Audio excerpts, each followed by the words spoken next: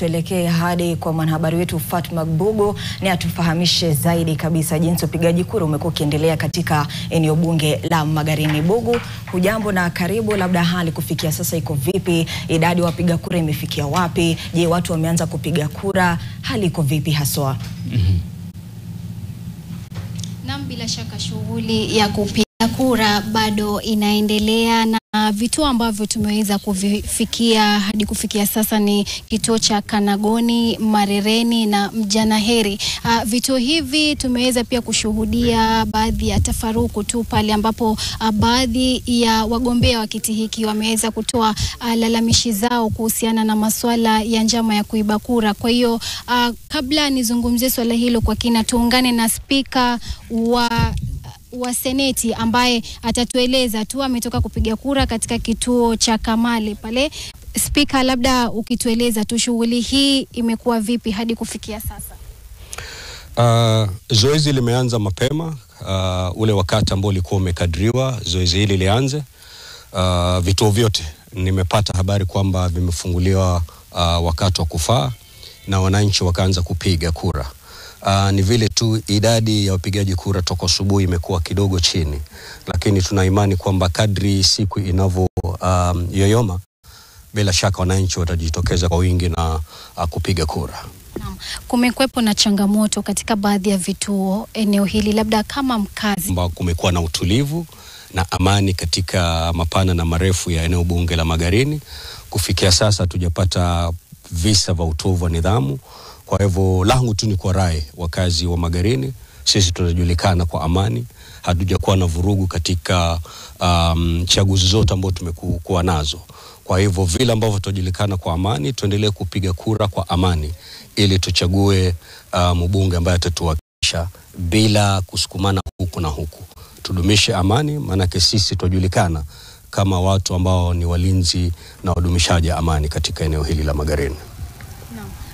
Kwa taswira yako, labda yapi ambayo ni matarajio yako hapa tunapoelekea kumaliza upigaji kura wa vituo katika kaunti eneo hili la Magarini? Nafikiri kampeni zimepigwa vizuri, na kwa mtazamo wangu naona yule mgombeaji kura kwa upande wa chama cha ODM akiibuka mshindi. Mimi mwenyewe nimetembea pande zote za Magarini, nimezungumza na viongozi. Pia kuna timu kubwa ambayo imefanya kampeni mzuri sana ikiongozwa na Gavana Mng'aro. Kwa hivyo bila shaka baada ya kuisha ni wazi kwamba yule mgombeaji anayegombea kiti hiki kupitia chama cha ODM ataibuka mshindi kulingana na vile ambavyo mimi nahisi. Asante sana. Na unahisi kwamba tume ya IEBC imejiandaa vilivyo katika uchaguzi huu? Imejiandaa vilivyo, manake kufika sasa hatujapata malalamishi kutoka wananchi kwamba kuna dosari yoyote na mipangilio ya upigaji kura katika eneo bunge hili. Ni mapema, bado ni asubuhi, lakini kufikia sasa hatujapata malalamishi kutoka kwa wananchi ama wale ambao wanagombea wadhifa huu kwamba IEBC imepatikana na dosari ama mapungufu yoyote. Kwa hivyo kufikia sasa tunasema kongole kwa IEBC, na tunamaini kwamba wakati tunafunga vituo hatutakuwa na changamoto zozote upande wa IEBC, ili tumalize zoezi hili kwa amani na tuchague mbunge ambaye atatuwakilisha. Mimi mwenyewe nimerauka nikaenda kupiga kura kule Kamale Primary School. Kama unavyoona, mimi ni mpigaji kura wa Magarini. Tayari nimepiga kura na naomba yule ambaye nimempigia kura na muombea ushindi.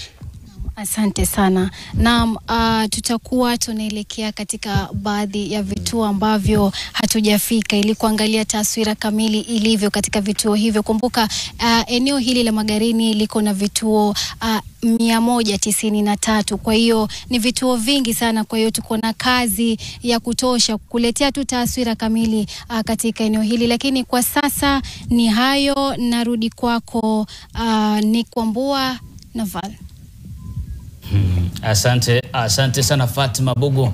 Amezungumza kutoka eneo bunge la Magarini, ambapo amezungumza dakika chache ama sekunde chache ambazo zimepita na Spika wa bunge la Seneti Bwana Amason Jeffa Kingi, na bila shaka kutoka pembe zote za taifa ni kwamba kule ambako chaguzi ndogo zinaandaliwa, wengi na wote ambao basi wana washirika wao wanatumai kwamba ushindi utaweza kupatikana. Asante sana Fatma Bogo kwa taarifa hii. Na taswira nzuri kabisa pale Spika wa bunge la Seneti Amason Kingi bila shaka akisema na NTV, na pia akipiga kura yake kwa yule ambaye anasema anatumai ataibuka mshindi, Harrison Kombe, ambaye anawania nafasi hii ya kuwa mbunge wa Magarini na tiketi ya chama cha ODM. Hali kadhalika pia tuna wa DCP ambaye ni Stanley Kenga, tuna wa chama cha DNA kwa jina la majazi Kalama Weho, lakini pia kwa jina halisi ni Furaha Chengo. Pia tuna John Sulubo, Karisa Chadi, Emmanuel Kalama, Samuel Nzai, Moses Katana, Jacob Thethe, na pia Sarah Gakahu, mwanamke tu ambaye amejitokeza kuwania nafasi hii